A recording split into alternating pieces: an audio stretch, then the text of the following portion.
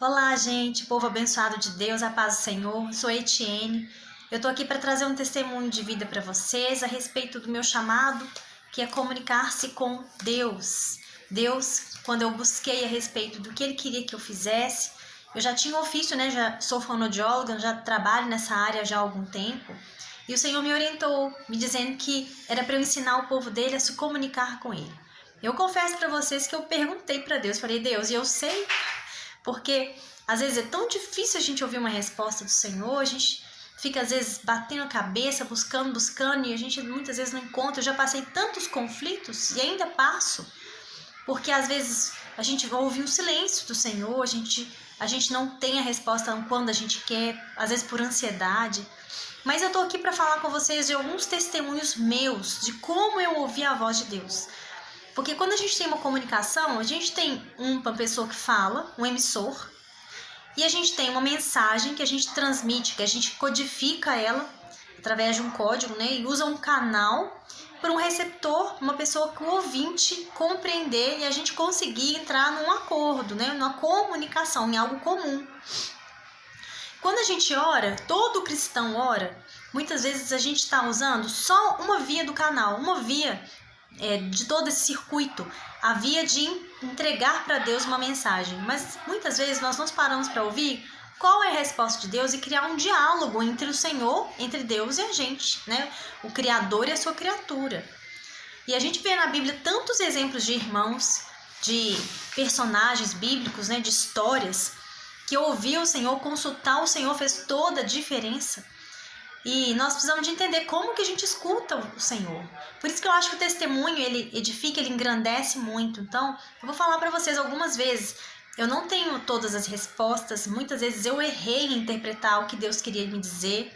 Mas, muitas vezes, o Senhor criou uma forma de comunicar comigo que aquilo tornou mais fácil a nossa comunicação. E que eu acho que Ele faz com todo mundo. Deus usa muito a repetição. Eu já percebi, ele usa muito a repetição. Quando é igual um mestre ensinando para o seu aluno.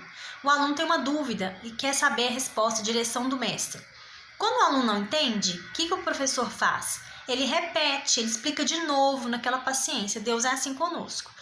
Mas parte do princípio que você quer ouvir e que você vai acatar as direções do mestre, sabendo que ele sabe mais do que você, sabe todas as coisas. Deus é Deus, né?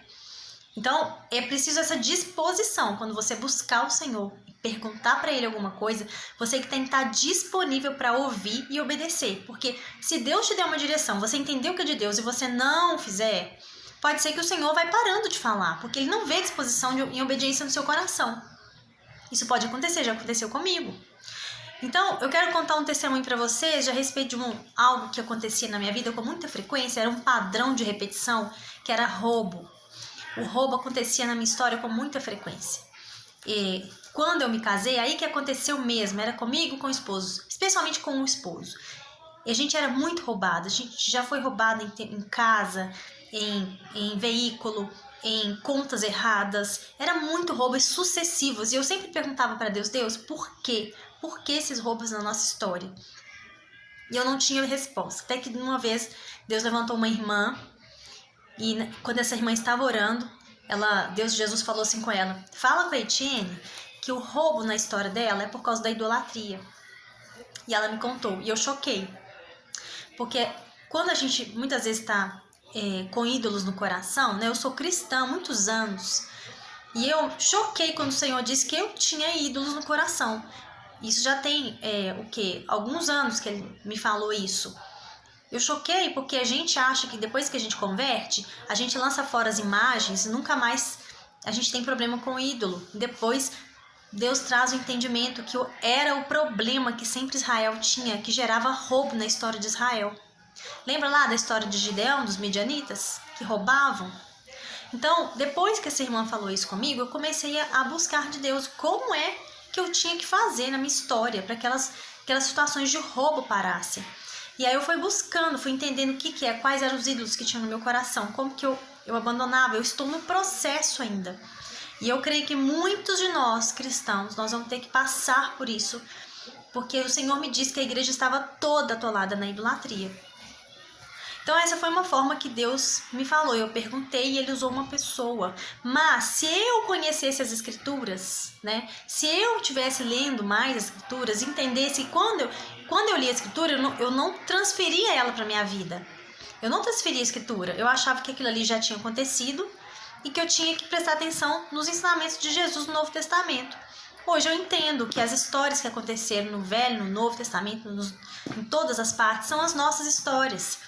Deus, ele cercou todas as situações para que a gente se identificasse aqui e entendesse qual é a solução, o que a pessoa buscou e também colocou exemplos de pessoas que fracassaram e por que elas fracassaram.